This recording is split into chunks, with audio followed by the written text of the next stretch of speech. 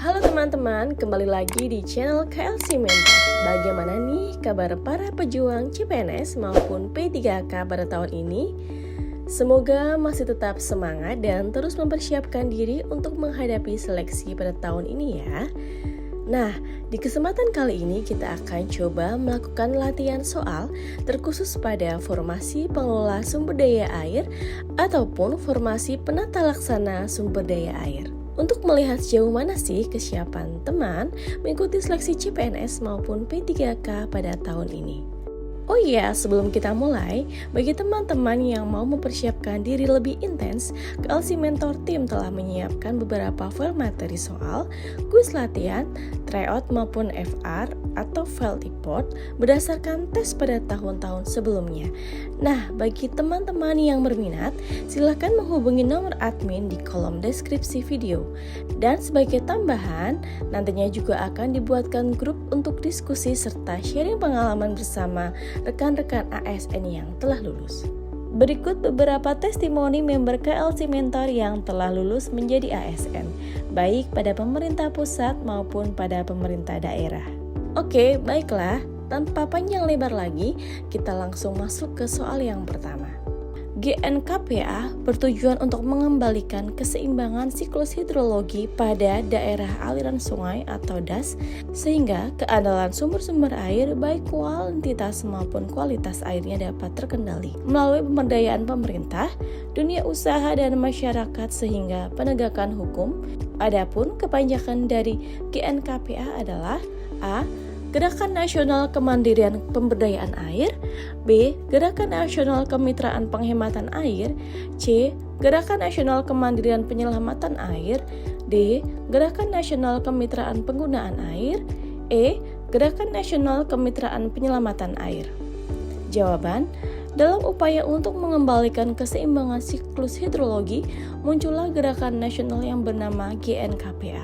Gerakan Nasional Kemitraan Penyelamatan Air (GNKPA) adalah kolaborasi dari berbagai sektor atau multi-stakeholder yang ada di wilayah pemilik kepentingan pengelola sumber daya air dalam satu daerah aliran sungai atau DAS. Soal berikutnya, metode perhitungan hujan rata dengan cara membuat garis kontur dari titik-titik ketinggian hujan pada suatu daerah aliran sungai atau DAS disebut A. Polygon Tyson, B. Rasional, C. Isobar, D. Isoyet, E. Isobat. Jawaban, isoyet adalah garis yang menghubungkan titik-titik dengan kedalaman hujan yang sama. Pada metode isoyet dianggap bahwa hujan pada suatu daerah di antara dua garis isoyet adalah merata dan sama dengan nilai rata-rata dari kedua garis isoyet tersebut.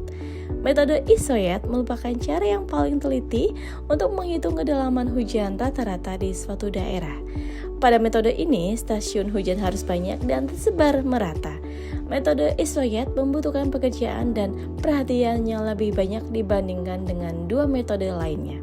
Soal berikutnya, periode pasang surut dalam suatu hari adalah A. 6 jam dan 12 jam, B. 6 jam dan 24 jam, C. 12 jam dan 24 jam, D. 24 jam dan 36 jam, E. 12 jam dan 36 jam. Jawaban, periode pasang surut adalah waktu yang diperlukan dari posisi muka air pada muka air rata ke posisi yang sama berikutnya. Periode pasang surut bisa 12 jam 24 menit atau 24 jam 50 menit yang tergantung tipe pasang surutnya. Soal berikutnya, wilayah sungai atau WS adalah kesatuan wilayah pengelolaan sumber daya air dalam satu atau lebih daerah aliran sungai dan atau pulau-pulau kecil yang luasnya kurang dari atau sama dengan 2000 km persegi. Untuk WS lintas provinsi di Indonesia berjumlah A. 28 WS, B. 31 WS, C. 12 WS, D. 52 WS, E. 29 WS. Jawaban, wilayah sungai dalam suatu kabupaten atau kota 12 WS, wilayah sungai lintas kabupaten atau kota 52 WS, wilayah sungai strategis nasional 28 WS, wilayah sungai lintas provinsi 31 WS, dan wilayah sungai lintas negara 5 WS. Soal berikutnya, yang memiliki wewenang dalam memberikan persetujuan terhadap pengalihan aliran sungai adalah A. Dirjen SDA, B. Dewan SDA, C. BWS, D. BBWS, E. Dinas. Jawaban, Menteri memberikan mandat kepada Direktur Jenderal untuk memberikan persetujuan pengalihan alur sungai kepada BBWS atau BWS, menyampaikan rekomendasi teknis yang telah disusun kepada Direktur Jenderal. Rekomendasi teknis sebagaimana dimaksud menjadi pertimbangan dalam memberikan persetujuan atau tidak memberikan persetujuan terhadap pengalihan alur sungai.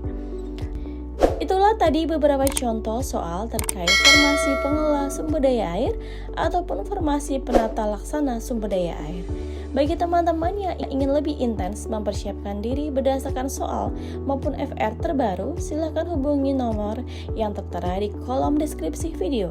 Sekian dan terima kasih, sampai jumpa di video berikutnya.